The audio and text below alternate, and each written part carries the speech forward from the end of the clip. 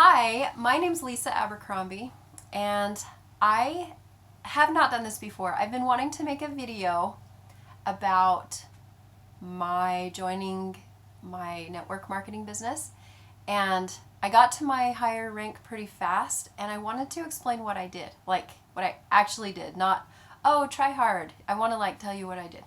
And I made notes on my husband's phone because I don't want to miss anything. Um, Anyway, sometimes it's nice to hear what other people do because then it seems more realistic. Maybe you guys are a lot like me and you have the same hurdles I had. And so I just wanted to tell you my story about signing up for my business and how I got ranked up pretty fast. Okay?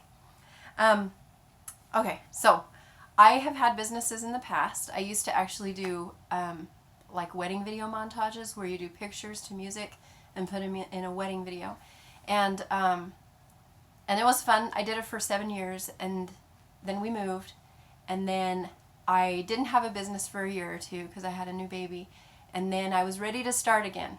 So I was ready to put my Craigslist ad in this new place where we lived to say that I did these montage videos, and my sister called me, and she told me that she had just attended a party of the business that I do, and she's like, you need to do this, you have to do this. And I'm thinking, why aren't you doing it?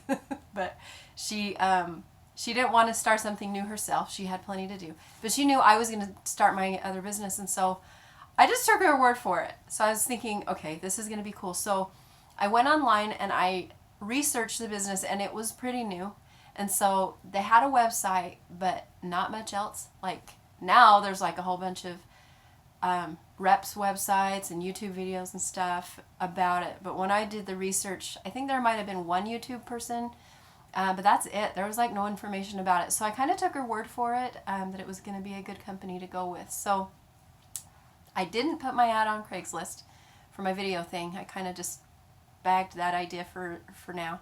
And then I tried to call the girl who had done the party because I was really excited to sign up. And I called her once and she didn't answer.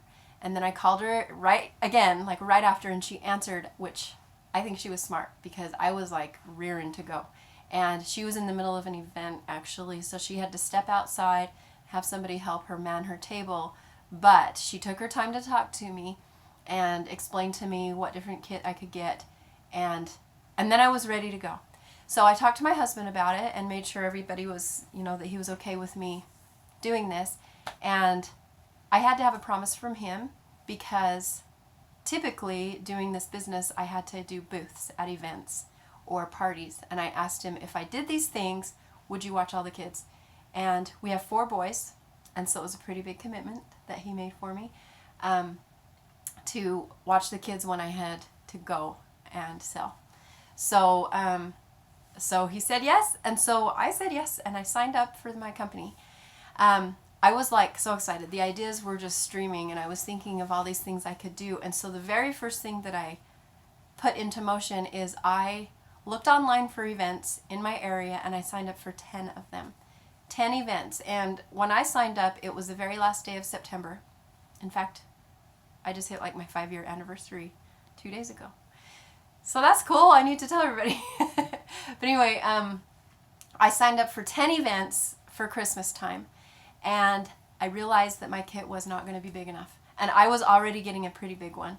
So I turned around and ordered more products so that I would not run out during Christmas. And then I started doing these events. Now, the events, just like anything that you do, are risky. You have to decide if you're willing to see what happens. And I had some bad events where I lost a lot of money. But then I had some good events. And, you have some good and some bad, and so it all comes together and it evens out. And so for me, it was worth it. My very first event was just local, and I was able to introduce the business to a whole bunch of people. It was super cool, and sell my products. It was easy, and it was a lot of fun. My second event that I did was in downtown Washington, D.C. at a job fair, and I thought this was going to be the best idea on the planet. And the night before, they told me I couldn't sell my products at it. I could only try to recruit. And I'm like, okay, I guess I'll still do it. So I went. It was $750. It was expensive. But I believed in this. I thought it was going to work. And so I went, and I came home with 36 names, 36 people who wanted to sign up.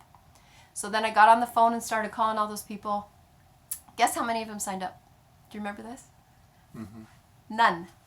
Because I found out these were people that needed a job yesterday. These were people who would go work at McDonald's if they have to, or go be a secretary somewhere. They needed a job right now. They weren't ready to invest time into a direct sales company. So so that was bad. Like, I could have said to myself, well, this is the worst thing ever. I lost a ton of money. I could have just quit. But something that helped me be committed was having all of my products, like a lot. So I kind of was stuck. And all these events I was committed to going to. I didn't want to let anybody down. So I just kept doing them. And I went through and I did all of these events. So let me check my notes because I don't want to miss telling you guys anything.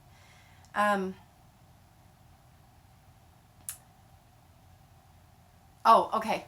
Yeah, so while I was doing that, the next step that I took was something that my sponsor told me to do. She said, you need to tell one person in every state that you can. I think I ended up doing 25. You need to tell all of these people about this business, because for some people, they're just going to see it like an opportunity like you did. Like, they're not going to want to miss out.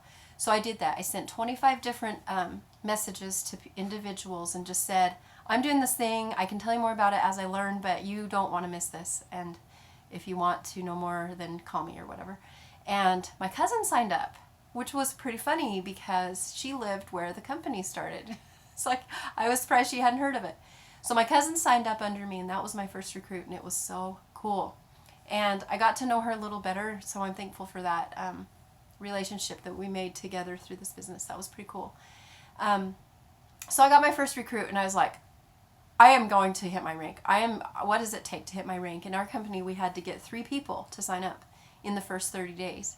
So, well, in the first month. And so, so what I did is I was going to do it. So at these events, I was telling people they could sign up. Of course, I don't want to neglect to telling that information.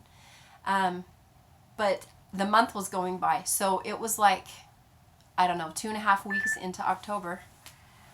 And it was 2.5 weeks into October, and so I was like, I got to figure this out. And most of my events were booked for November and December, and so I wasn't going to hit that rank unless I figured out a way to do it. So I decided I was just going to hustle locally.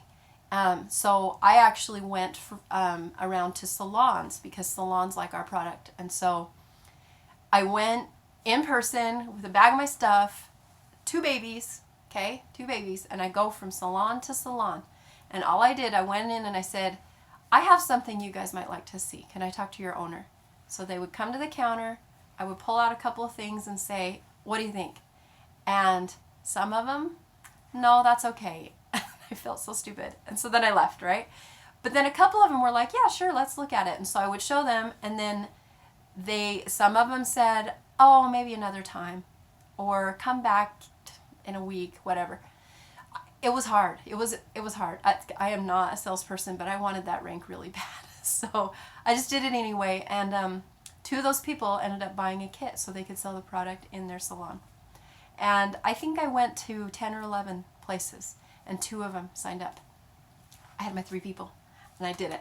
I hit my rank, and it was a big deal. Like, my sponsor was really happy for me, of course, but I was proud of myself. I did it, and when I first heard about this business, the girl that was telling me about it, she was like way younger than me, 12 years younger than me, and I don't know if she'd been to college, and I've been to college, and I had worked several jobs, and she was much younger and probably didn't have as much experience. So I just thought, and I had my own business doing my videos, and I'm guessing she hadn't, and I just thought, if she can do this business, and she was at a high rank, I'm like, if she can do this, I can do this. Like, if I can't do this, I'm going to feel silly. So that's what motivated me.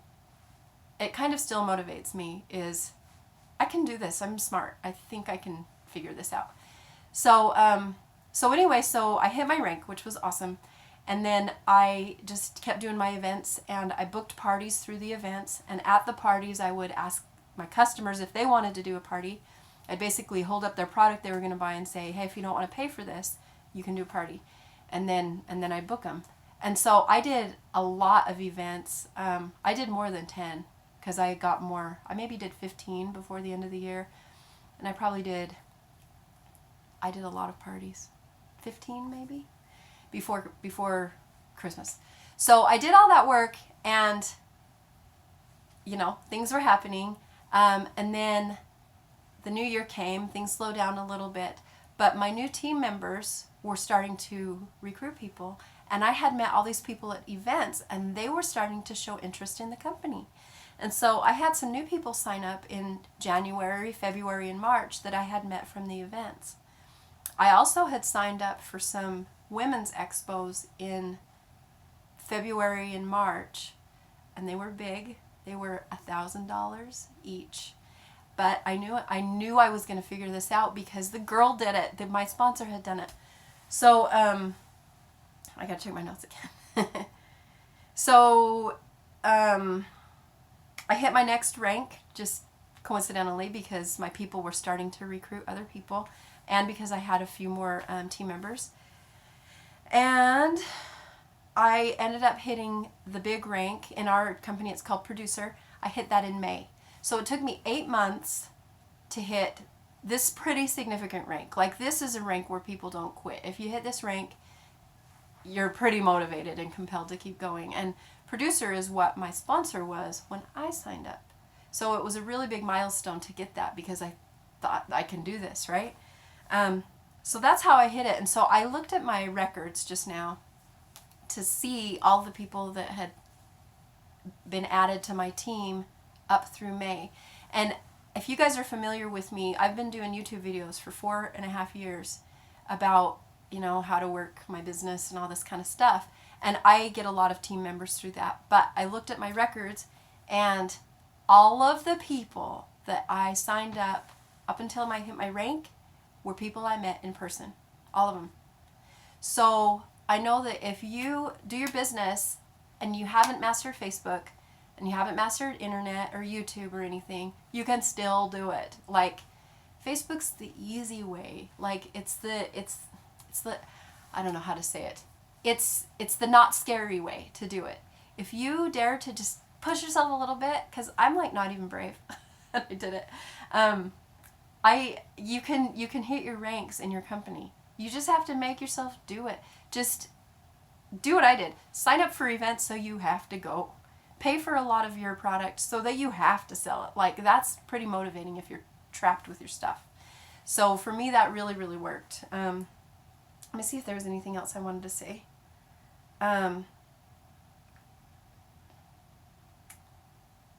That's most of it. So that's how I hit my rank.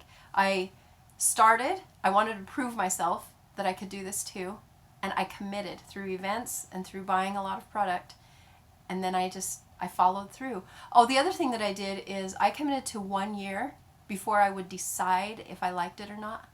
I did like it, of course, but I wasn't going to make any irrational decisions for a whole year, because then that way I would have enough information and experience to know if this was really worth it. Because you can't make a decision on a week worth of effort or even a month worth of effort. You have to try it for a long time, and because it's a long-term business, and it will make you long-term money if you stick to it and if you're consistent with it. I think that's everything. Can you think of anything else?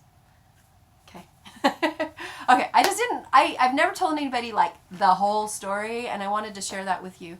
I do plan to make another video later about why I started doing my YouTube stuff, because that's been really a good, rewarding experience, and I kind of just figured it out by accident. So I'll try to make one of those pretty soon.